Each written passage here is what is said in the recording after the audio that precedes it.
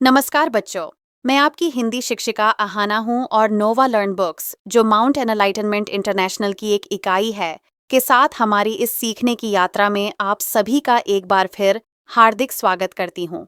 आज हम हिंदी व्याकरण के अध्याय अनुच्छेद लेखन के बारे में सीखेंगे।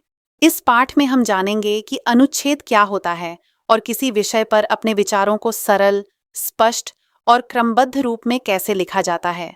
हम वृक्षारोपण, गाय, एक लाभकारी पशु और जैसा करोगे वैसा भरोगे जैसे विषयों के माध्यम से अनुच्छेद लिखने का अभ्यास करेंगे। साथ ही हम यह भी समझेंगे कि अच्छा अनुच्छेद लिखते समय भाषा की शुद्धता, संक्षिप्तता और प्रभाव क्यों जरूरी है।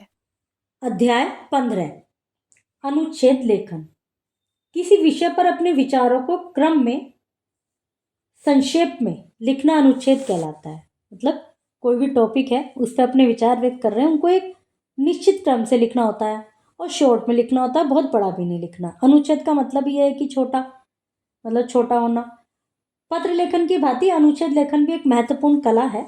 अनुच्छेद किसी भी विषय पर लिखा जा सकता है, किंतु इसे लिखते समय निम्न बातों का ध्यान रखना चाहिए।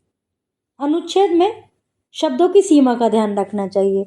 शब्दों की सीमा मतलब जैसे प्रश्न दिया हुआ होता है कि निम्न बिंदुओं पर अपने विचार व्यक्त करें, अपने विचार में एक अनुच्छेद लिखें और शब्द सीमा ऐसे लिखा रहता है, तो उसका ध्यान रखना चाहिए। अनुच्छेद की भाषा शुद्ध, सरल, स्पष्ट होनी चाहिए। अनुच्छेद में किसी बात को दोहराना नहीं चाहिए। अनुच्छेद किसी विषय विशेष पर भली भांति विचार करके लिखना चाहिए।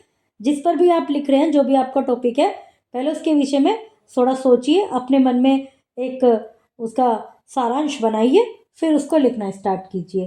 अनुच्छेद संक्षिप्त व प्रभावशाली होना चाहिए।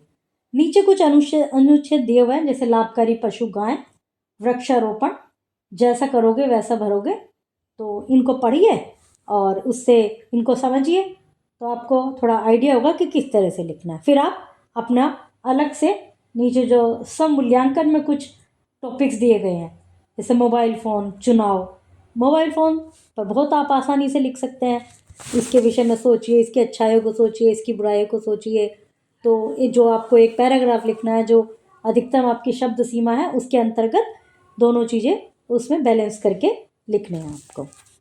बच्चों, यह अध्याय आपकी लेखन क्षमता और सोचने की शक्ति को और मजबूत बनाएगा। तो आइए ध्यान और रुचि के साथ इस अध्याय को सीखते हैं। धन्यवाद और शुभ अध्ययन।